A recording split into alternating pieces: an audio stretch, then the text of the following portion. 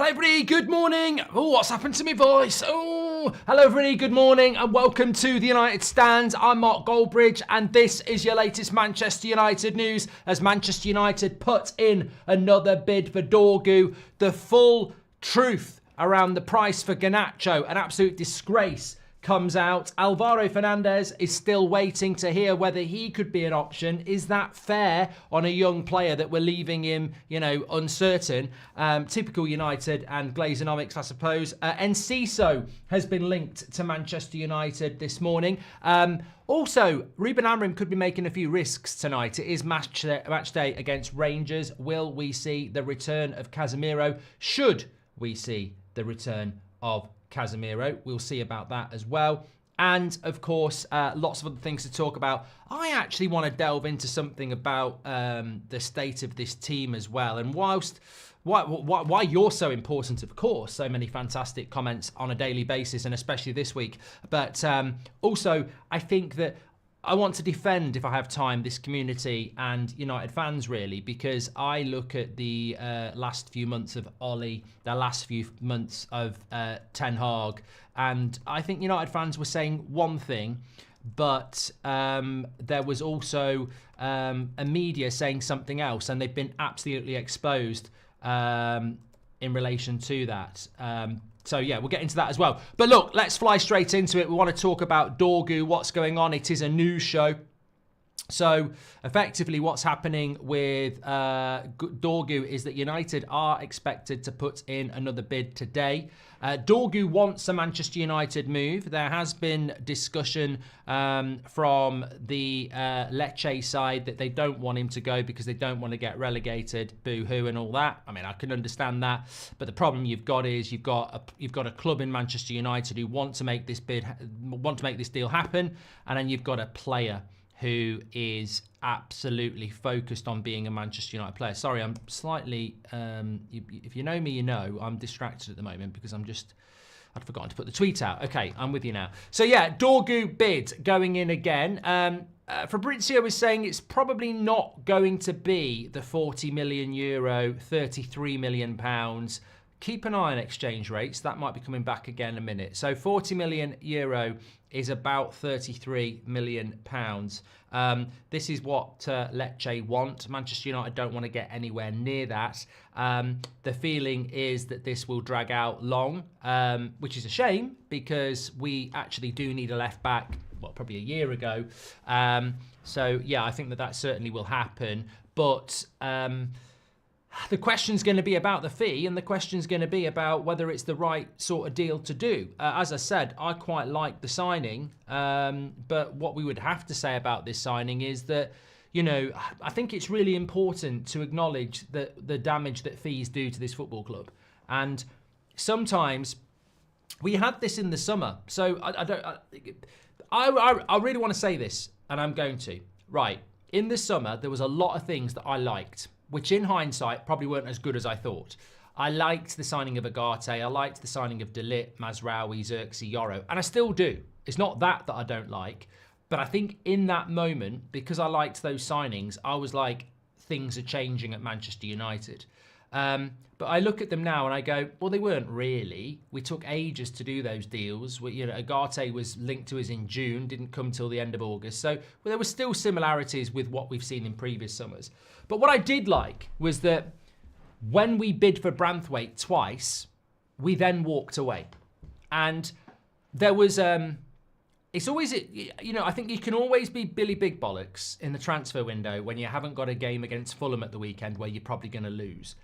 In the summer, there are no games. The only game is the transfer game. And you can say to Everton, forget it, and walk away because you haven't got a game at the weekend where you might have needed Branthwaite. And at the moment, we do need a left back.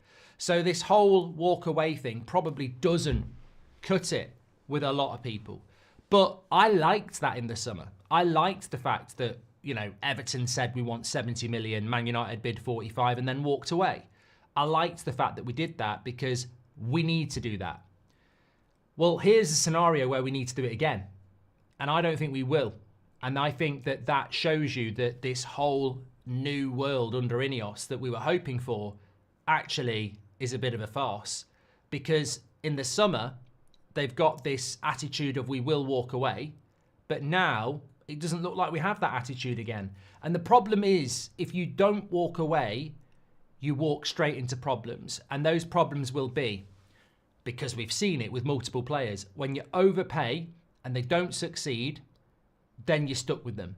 When you overpay and they don't fit the fee, then they tend to get slated because they're not really that good. So we should never be overpaying again. And I don't care how much we want a left back. We should not be overpaying for Dorgu. Now, that doesn't mean I don't want the player. I do want the player, but everybody has a price. And a 20-year-old who is playing for a relegation candidate in the Italian league is not worth more than £20 million. So why the hell are we being negotiated up to north of 30?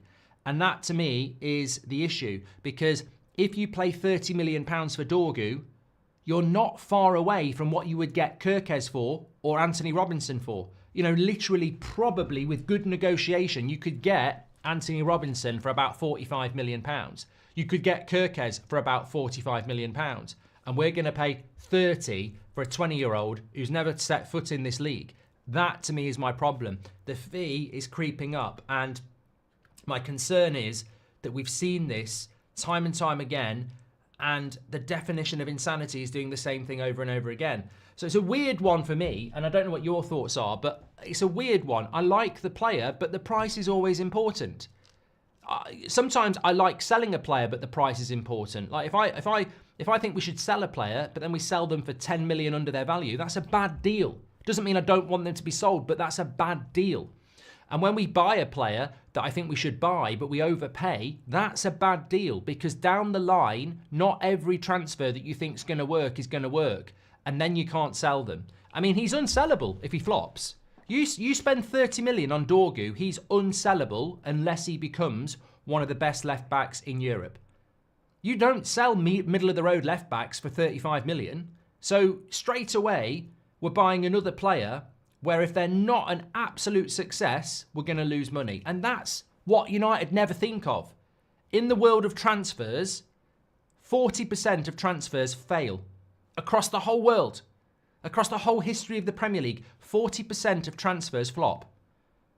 And Man United never think that when every player we buy, we pay over the price and make it so that they have to succeed, otherwise we're screwed because they're unsellable. And that, to me, is why this Dorgu deal is starting to worry me, because we are overpaying on potential that has never, ever shown any potential to be able to be a top left back in the Premier League, and that is a concern. And we're overpaying. You know, Lecce don't get £30 million for signings that as well.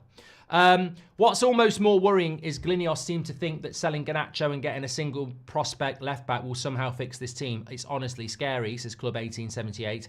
And if we could avoid the media fanfare around signings, it would significantly weaken the teams we're negotiating with, says James, but we never managed to do that. I mean, I think this is a great point by James. You've got David Ornstein, fantastic journalist, breaking the Dorgu story on Tuesday morning. We haven't even flown to Italy to speak to Lecce. I mean, how does that help Man United?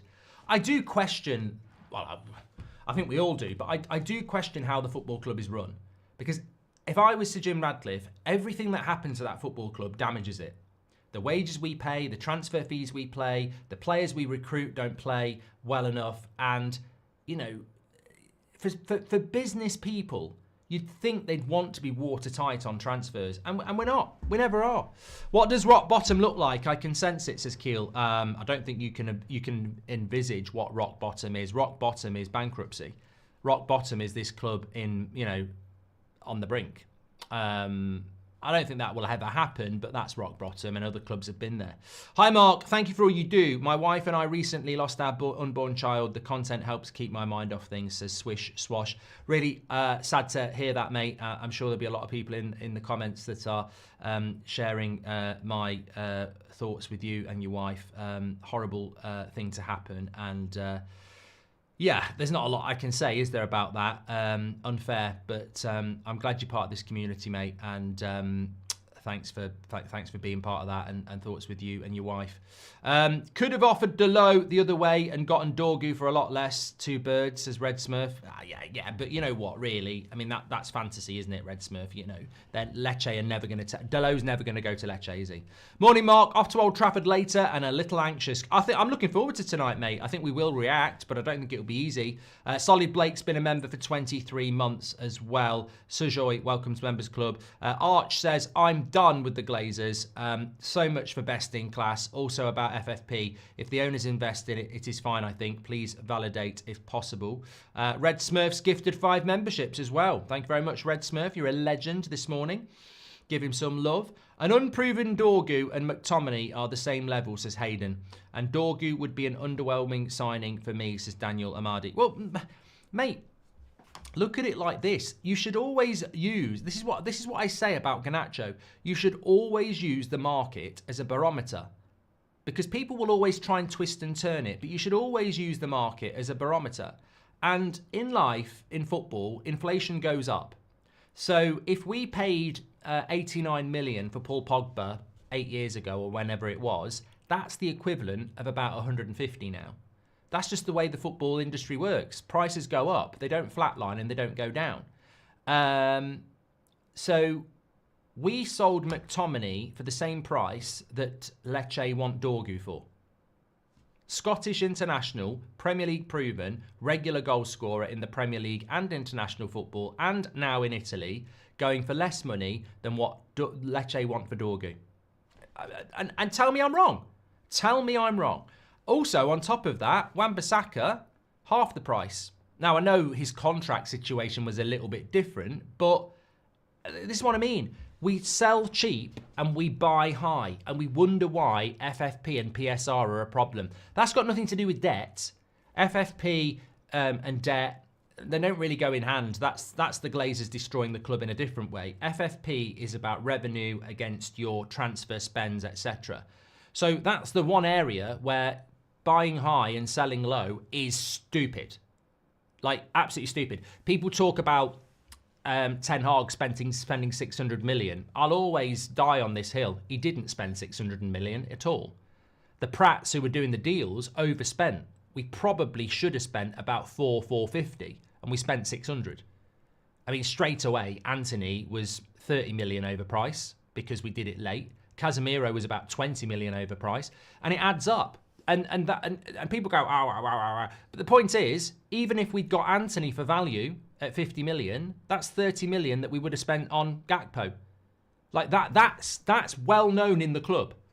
We didn't get Gakpo because we overspent on Anthony. Like, we literally would have got Gakpo for 30 million. The deal was there to be done, but we overspent on Anthony. I'm not saying Gakpo wishes he came to United. I'm sure he didn't. But that deal was there to be done. So we overpay, and we undersell, and it screws us. That's why you're in a situation where you got to sell Garnacho. Big up the channel, smash the like, love you, Mark, and all friends. Glazers out and Sir Jim out, panic slow. Same old, says Abdul. And thank you very much for that. Dorgu would be an underwhelming signing for me, says Daniel. No, see, I disagree on that. I do like the player. I don't like the price. And there's nothing wrong with that. If somebody said to me, do you want to buy Frimpong? And I say, yeah, I like Frimpong. And then they go 80 million. I go, that's a bad deal. Well, you like the player, but that's a bad price. There's nothing wrong with doing that. Like, the price is bad. I mean, Mason Mount for 55 million with 1 year left on his contract is a horrific price.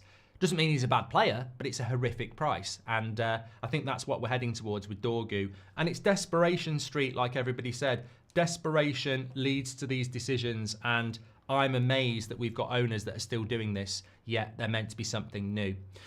Cruel says, a friend asked me this yesterday, is the current United side better or worse than the side inherited by Arteta? I'd have to look at that, mate. I'd have to really take a look at that. But you know what, actually, I'll bring this in here and we'll talk about it a little bit later. When Ten Hag was going to be sacked, Gary Neville said something along the lines of, and I did write it down so I can't be misquoted. He said, I think the team lack identity and style, and that's something that's been a mystery for the last 2.5 seasons. The recruitment has been awful, but I believe there are a group of players who can play better than they are. The lack of style has been the biggest problem. It's a real struggle watching them play, and it hasn't changed in the last 18 months.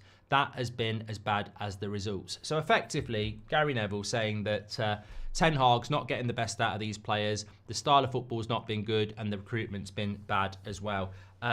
He wasn't the only one. Multiple ex-players of Man United, Carragher and co, were all saying Ten Hag is not getting the best out of these players. This is a manager problem. And here we are under Amorim and under Ollie and under Mourinho, and we need to be really careful about this, because you turn on Sky Sports, TNT, you listen to these ex-legends of the club, and they're talking out of their arse.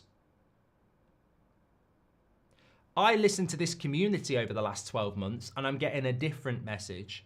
Yes, there's no style of play. Yes, the manager might not be the right manager, but the problem is the players.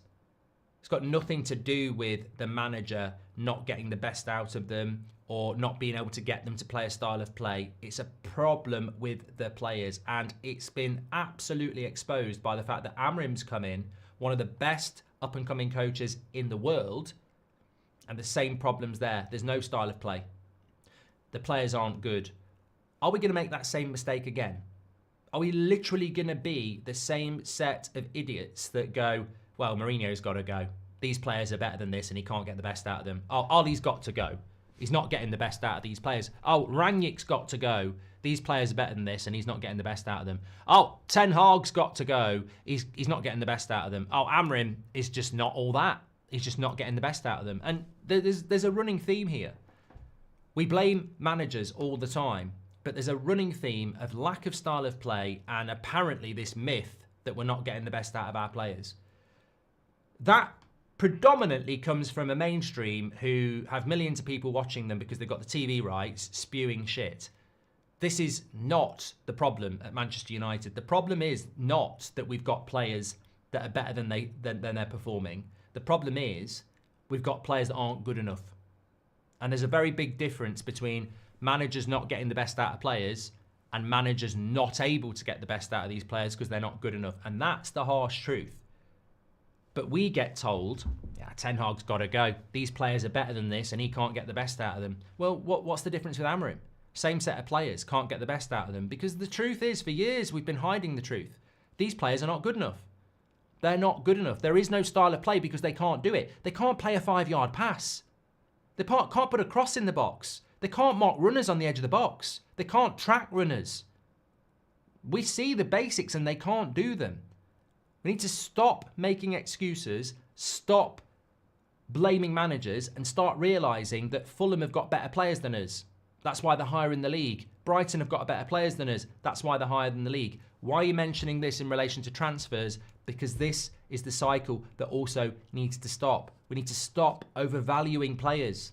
We need to stop paying for one of Europe's top left-backs when he plays for Lecce and he's not one of Europe's top left-backs. When you're buying a player at that level, at that age, who's barely played any football, you shouldn't be paying over £20 million.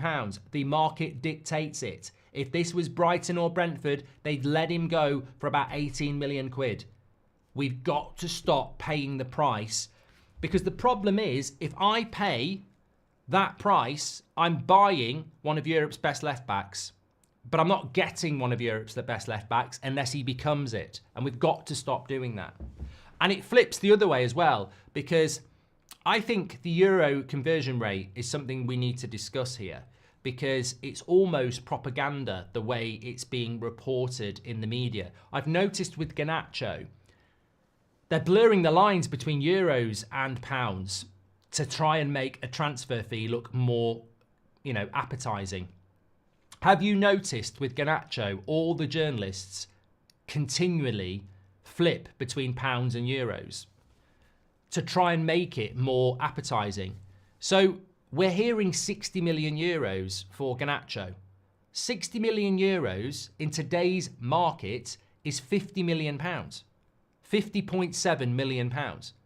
So if we sell Garnacho for 60 million euros, we get 50 million pounds. It's a big, big conversion rate. Very, very big. 45 million euros, which is what they've apparently offered, is 38 million pounds. So you know, it's absolutely abysmal. Abysmal. And you've got to be very wary when they're throwing euros in, because the price apparently is £70 million. Well, £70 million is north of 80 million euros. In fact, I'll do it for you now.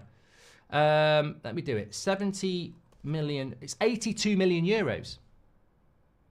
So just be very careful when they're reporting the Garnacho price, because I don't know whether Ineos are behind this to try and make it sound better, but there is a conversion rate. And when it's quoted in euros, it's a lot less in pounds. And we operate in pounds. We paid £89 million for Paul Pogba.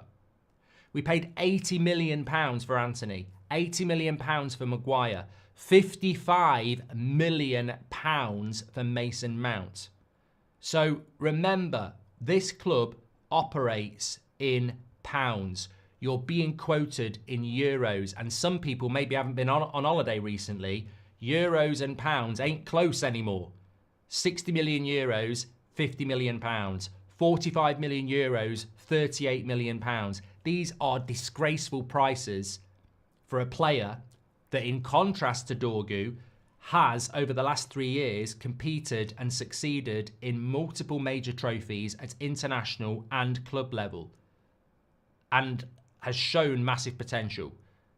And we want to take around £50 million and then give 30 for Dorgu. Come on. Yeah. There's something very badly wrong going on at Manchester United at the moment, and it needs calling up. How about we stop overvaluing Garnacho, says Andrew. Andre, how about you tell me what Garnacho's worth, and then I will give you my opinion on it, because you're just being inflammatory. I've told you what I value Garnacho at. I value Garnacho in this market at 70 million minimum. Minimum. I think that's a good deal for Napoli at 70 million. And the reason I do that is because I look at all the other transfers out there, like Havertz from Chelsea to Arsenal when he was failing, a lot older than Garnacho. I look at 55 million to Chelsea for Mason Mount with 1 year left on his contract. And I think pitching Garnacho around £70 million at the cheapest, at 20 years of age, with loads of money on his contract still, and also because he's 20, you're getting more years out of him, more resale value. All these things knock the price up. You might not like the player, but you can't dispute that his growth over the last 3 years is like that, and he's 20, and if it goes like that, his price is going to go up. You're going to get resale value. You're going to get more years out of him. 70 million at the cheapest, which is 82 million euros. We need to start talking in euros because they're trying to kid us with 60 million euros, making it sound like it's 60 million pounds when it's 50. 70 million euros. Mark, would the same logic be applied on Rasmus as Hazard? I don't know what logic you're talking about. You need to be, you know what? If you're going to ask me a question, you need to detail it, because I'm not a mind reader, and neither is anybody else. I don't know what you're talking about. We have a mediocre. I can't talk properly. TR says, we've got a mediocre attack with Rashford in the team and without him. And if Garnacho leaves and only left back comes in, we need strikers now. How was Maz worth 17 million and they want 40 for Dorgu, says Steve? Because it's Man United. It's Man United. Anything less than 70 million for Garnacho is a joke. We paid 72 million for Rasmus, who was the same age at the time and the third choice striker at Atalanta. You see, that makes a lot of sense, Rohan. We massively overpaid on Rasmus. I've said that before. I like the player, but the fee was ridiculous. But to be fair, that wasn't an Ineos signing. That was a Murta Glazer signing. It was the same summer as Mason Mount. We paid 50 million for Onana. All three of those players we massively overpaid on, of course. I'm looking forward to my first Europa League game at Old Trafford. Let's go to the last 16 and win the cup, says Bobby. I mean, yeah.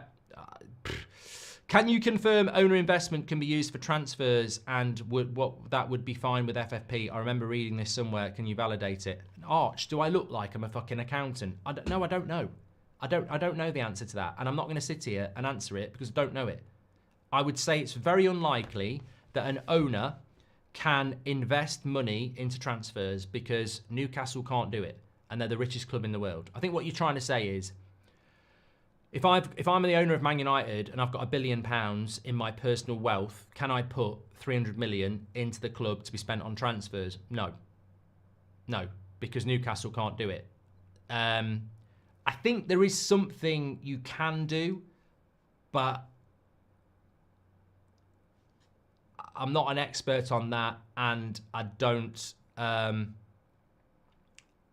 I'd err on the caution of no, you can't do it. We don't deserve Amorim, says Leo. A friend asked me this yesterday. I've done that from the Arteta side. Thank you very much. Actually, going back to that question, do you think that this team that Amorim inherited is better than the team that Arteta inherited? On paper, this will be a better team, but in reality, probably not. Because the problem with this Man United side is that on paper it looks very good, but in reality it's not. Hayden says, Neville evaluated himself at 40 million. How is Dorgu 30 million? What, Gary Neville valued himself at 40 million in the current market? Oh, God. He's a prat. Right, Gary Neville at 26 in the current market, north of 60. England's right back, Man United's right back, consistently winning trophies, gets assists, can play centre-back if needed, easily at 26, over 60, easy. I'll start the bidding at 60, nothing less than that. Matthew says 80. Well, as I said, it depends on that market at that time, but minimum 60 million, minimum. You can say what you like about Gary Neville. I don't think he's a fantastic pundit, but as a right back, I've seen the Premier League from day one, you know, and I was old enough to appreciate it. I wasn't like in nappies when the Premier League started. I was about 11. So I remember the Premier League from day one. I remember Dennis Irwin. I remember Paul Ince. I remember Brian McClare. And I remember I saw Gary Neville's career in its entirety. He played in Euro 96. He was very young. I can't remember how old he was. He might have been like 21 playing for England in Euro 96 and got to a semi-final. So he's massively underrated as a right back because he's probably not rated as a pundit. But you have to differentiate the player and the person. You do. Kvaratskhelia cost PSG 60 million. In this case, he wanted to go. In our case, we need to sell. I think he's worth more than Garnacho, says Rory C. No, we've spoken about this, Rory. We've spoken about this. Kvaratskhelia had next to nothing left on his contract. And we are a football club that doesn't sell to buy. Napoli is. So there is no comparison. And Rory, look, I appreciate what you're doing, but too many people in the modern world try to compare unrelatable situations with a situation. Oh, you know what? Steve went and shagged a prostitute, and Carol, his wife didn't mind. Well, yeah, I mind, you know. Not that I'm married to a bloke or anything like that. But what I'm saying is, like, you can't look at what your neighbour's doing and say, oh, that works for us.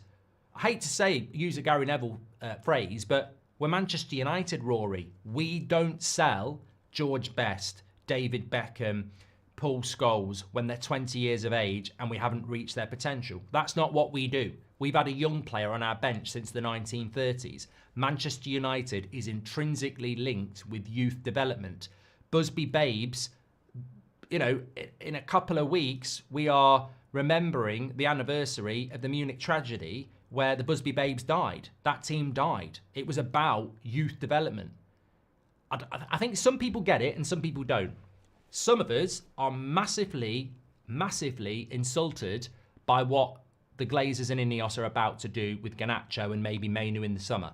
It's pissing on our history because symbolically we don't do this. You know, we may as well not put a youth player on the bench tonight and blow that record as well. Because if these things don't matter, we won't sing about them and we won't be proud of them. We are proud as a football club that we don't sell potential talent before we know whether it's good enough. Now, Alanga, we got rid of because many people at the time thought he was a load of shit and, you know, wasn't worth keeping. But we don't do this. We're not this football club. Napoli are. Napoli do that. We don't. So don't compare us to Napoli. Don't compare us to Brighton. Don't compare us to selling clubs because that's not normally what we do. This is pure desperation to bring money in. And that's why you're right about why the price is going down, though. You're absolutely spot on. I would applaud Rory on that. We are dropping the price down because we're desperate, but that doesn't make it right. Did you see the video of Neville at the World Economic Forum in Davos? If you know, you know, and explains it all, says Michael. I haven't, Michael. I mean, tell me more. I mean, what's Gary Neville doing at the World Economic Forum in Davos? Apart from the fact that he's a very, very, very successful businessman. And, you know, the relationship he's got with Ineos might want to be looked at by Sky and their impartiality reporting. If that's the case, I don't know. But I don't know how you can comment and talk about Man United if you have a close relationship with the owners. It would be the same with Carragher and Liverpool, wouldn't it? We said this the other day. But I don't know about these things, and I'm not going to start speculating on them. Obi Martin used to hide signings. Glazenomics says Zoomla. Amorim should start Bienda ahead of Onana. Well, he will do, Sanel. He will do. I mean, I'd be absolutely stunned and disappointed if Bienda doesn't start tonight. Let's just say, this is a news show, by the way, so we can talk about things like that. I want to talk about Enciso, actually. We are allowed to have opinions, and we are allowed to disagree with the opinions of the manager. It doesn't mean you don't rate them. It doesn't mean you don't back them. It doesn't mean you don't support them.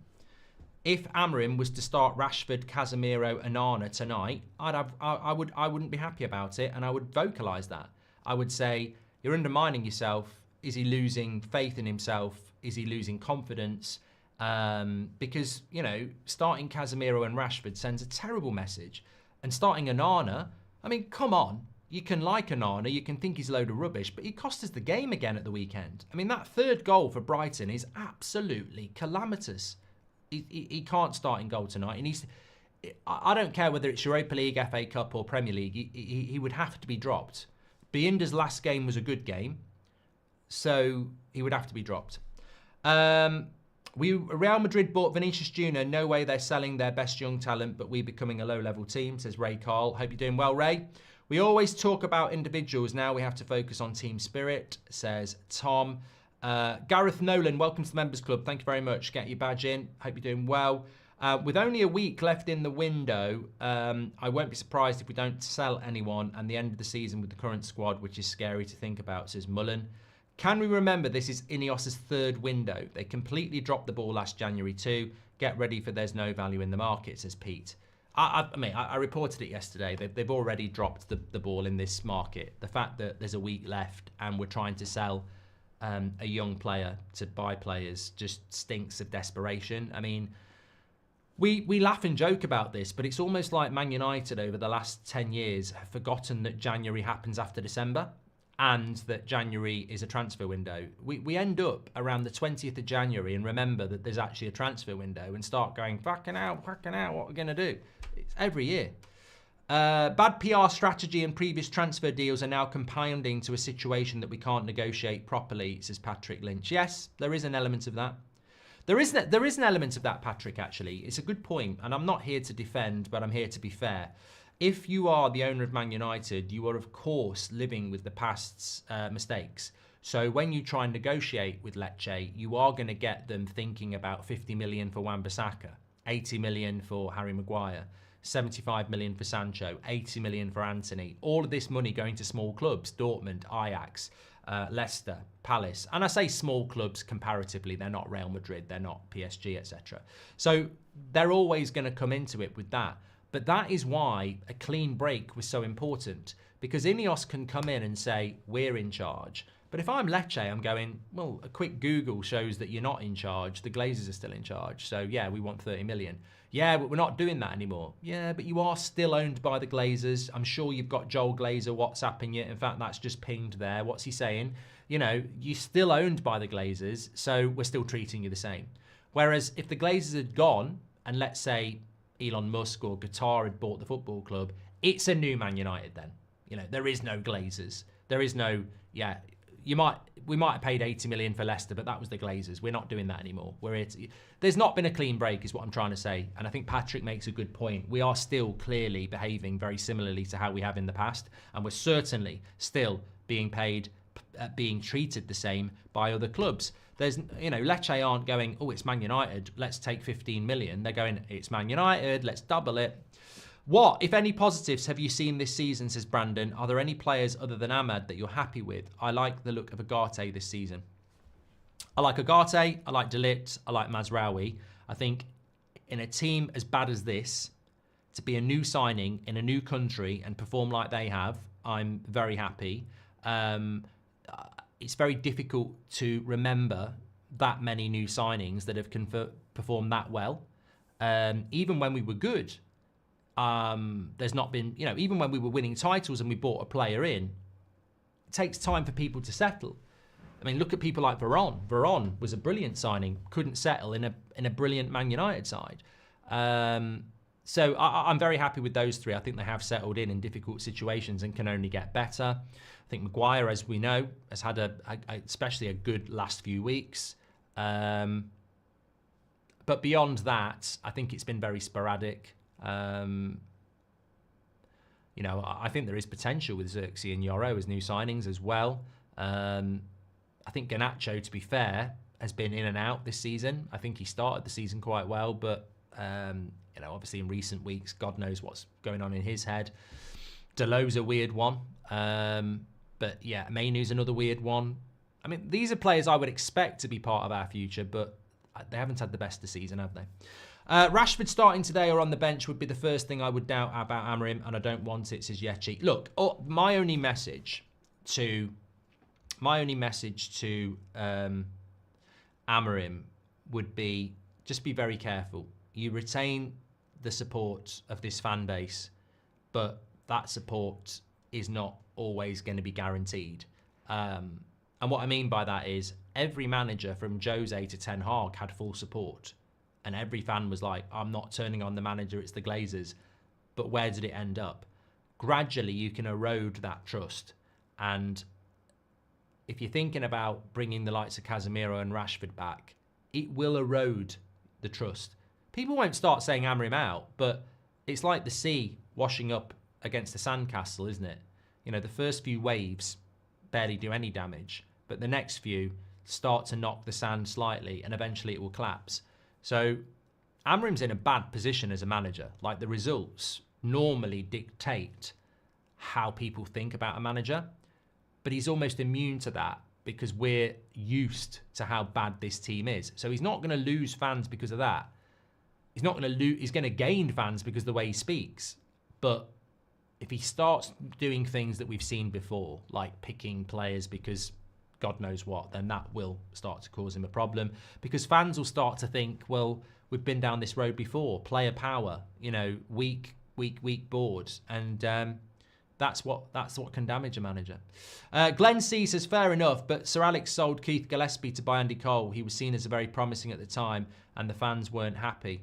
Yeah, I remember that, Glenn. I was alive for that. Basically, Sir Alex always regretted it, never liked doing it, went against what the club was all about, but did it because he was desperate for Andy Cole, and Newcastle wouldn't do the deal unless we gave them Keith Gillespie. So it was £6 million we gave them, and they gave us $1 million for Keith Gillespie. Now, forget the fees, because that was huge money at the time. But, yeah, I mean, you look, very different circumstances. I mean, that would be the equivalent of getting Vinicius Jr. and giving Real Madrid Garnacho. That's literally what it would be like. And Sir Alex Ferguson still wasn't happy doing it because it was letting a youth prospect go. But we were getting a player that was the best striker in the country at that time. So, yeah, I mean, probably not the same as getting Vinicius Jr. for Garnacho. Probably more like getting Saka for Garnacho, or no, it would have to be better than that. Andy Cole was absolutely banging goals in. I mean, I wouldn't want Haaland, so I can't say Haaland. I'm trying to think of an absolutely amazing strike. Isak for Garnacho doesn't work, and Andy Cole was so good. It doesn't work, but yeah, Isak's not the equivalent of that deal, I'm afraid, because Garnacho's better than Gillespie and Cole's better than Isak. So it's a tough one in the modern day to relate that. The closest would be Haaland for Garnacho, but I think Garnacho's better than Gillespie, and I would never want Haaland because he plays for Man City.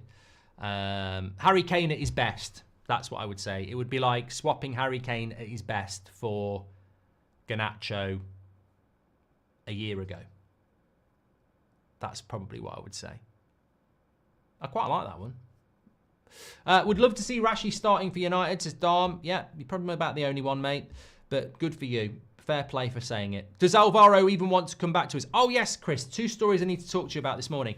So Alvaro Fernandez, this is coming in from Portugal. They want to know, apparently Benfica want to know, Alvaro Fernandez wants to know, and his family want to know if United are going to activate his buyback clause.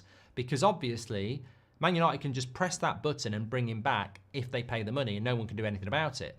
I actually feel bad for Alvaro Fernandez because Man United don't want him. They want Dorgu. But if they don't get Dorgu, they might press the button on him. And here's a young player that's been sold by Man United who has gone to Benfica, rebuilt his career, and is doing fantastically well. So well that teams like Real Madrid, Barcelona, PSG, AC Milan are all seriously looking at him, and his price has been set at about 50 million euro. He's building his future, but there's this it's like a bungee rope on it, isn't it? It's like at some point he could get pulled back and not have any power to do it. So quite rightly, they're reporting in Portugal that Alvaro Fernandez and his entourage and Benfica want to know if Man United are intending to do it or not.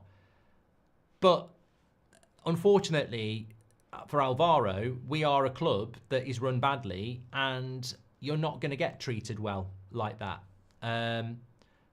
So, I mean, we don't want him. That's the bottom line. We don't want him. Wrongly, in my opinion, but we don't want him. He's not the player that we want. That could be financial, but we don't want him. So, but it doesn't mean we won't get him, because if we don't get Dorgu, maybe we go to him. But I do feel a bit bad for him, because it's like, you know, you just got that potential pullback at any point. I think United don't want him because they'll be very aware that if he gets sold, they can make a bit of money off him. Whereas if they buy him back, they've got to spend money. And the Dorgu deal will be spread across so long, whereas a buyback clause, I think you have to pay the full lot. And I think the buyback for Alvaro is around 15 million, isn't it? Whereas in year 1 for Dorgu, we'll probably play 8 or something like that. Realistically, we should be in for Alvaro and Dorgu. We have no decent left back, so I don't see the issue in buying both, especially when Dorgu can play right wing, says Dan Thompson. Well, that's what a competent club would do, and Mian Turner in the chat says that as well. Keel Robinson says, I think Amorim has checked out. I don't know about that. Oh, I tell you what I did see today. It was on the Sport Witness website. I don't know whether anybody else saw this. I mean, this to me, look, I'll read it and then you can give me your thoughts on it. So, Manchester United are looking to hijack the loan deal of Enciso of Brighton to Ipswich. What are your thoughts on that headline?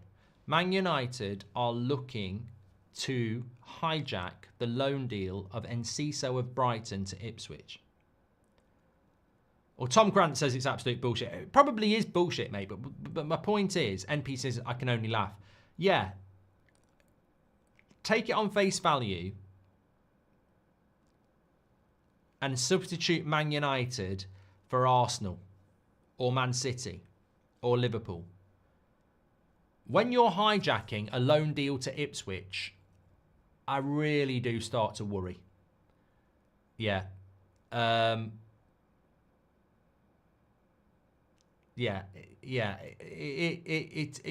I thought Enciso at Brighton about 2 years ago looked really good, and then he had a bad knee injury and he's not been the same since. You know, that can happen. But, I mean, look, this story's got to be a load of bollocks, but it's the sort of story that we're getting linked to now.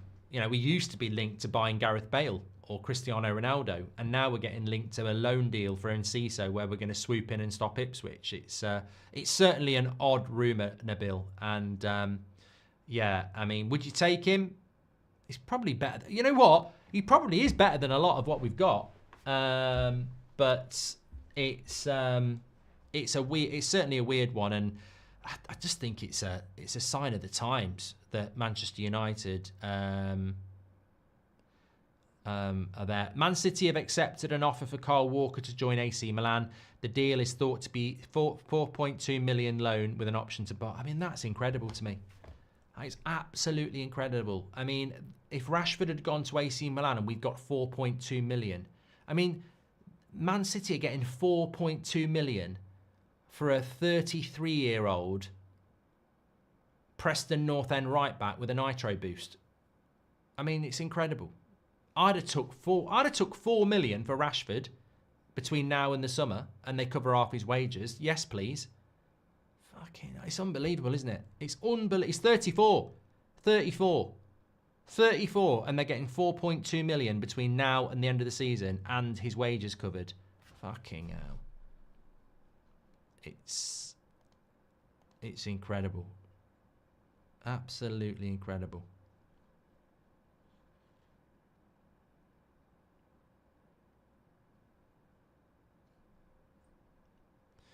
Yeah. Well, you know, to be honest, it's been a Rashford-free zone, hasn't it? So that's quite good. Nishant says 4.2 million for a loan. Yeah, this happens a lot, mate. I think we got 5 or 7 off Dortmund for Sancho when he went on loan last year. You do get paid a loan fee. Didn't Romano already say, here we go on Enciso's guy? I don't know. He does tweet a lot. And Glenn sees they're probably worrying about losing the 6 million profit for PSR they got in the summer if they can't make it up elsewhere, says Glenn. Yeah, good point. Good point about Alvaro. Sorry, I'm about to read something, but it's playing up a little bit here, as it sometimes does. If you're watching That's Football last night, it was a bloody nightmare. Okay, let me just get rid of this here, and we'll get rid of that as well. Obvious stuff. Okay, at some point my live chat will come back. It does this a lot. Yeah, there we go.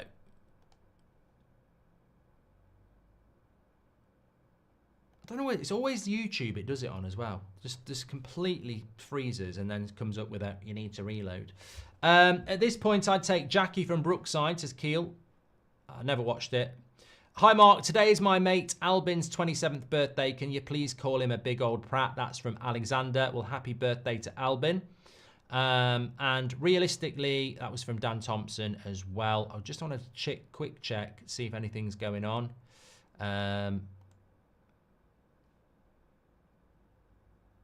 Anthony could be part of the Man United squad today while the clubs prepare the documents for his transfer to Betis. Verbal agreement on loan remains and not in danger while United work on replacement. Yeah, well, there's a few risks potentially tonight with that. Because there's a few players, isn't there, that Rashford, Casemiro, Anthony, Garnacho, that all could be going in the next month. And you do worry about whether they're going to get injured or not. But, I mean, mate, honestly, in a different time, I'd be sat here going, why are we playing Anthony? If he gets injured, we can't loan him. Why are we playing Casemiro? In a different time, I would say that. But we are so chaotic at the moment. I haven't got the energy. I haven't got the, I literally haven't got the energy to go, why are we doing something stupid like that? Because we're doing a lot of stupid things at the moment. But it is a risk, I agree. Right, match day today. We will be in the Countdown to Kickoff studio in Manchester from around 6. We will have a 2 o'clock show for you as well. So make sure you smash a like and subscribe. If anything big happens, we will always react to it. Fantastic show again this morning. Can't thank you enough this week. There's so many good comments, so many good debates. That's what it's all about. We're not going to agree on everything. I get that. But one thing I will say is when you're listening to Garnacho prices being quoted, always use the calculator and convert. Because 60 million euros is 50 million pounds and 45 million euros is 38 million pounds. These are not good deals. They just make it look good. We should be getting 82 million euros, which is 70 million pounds. Speak to you all in a bit. Take care.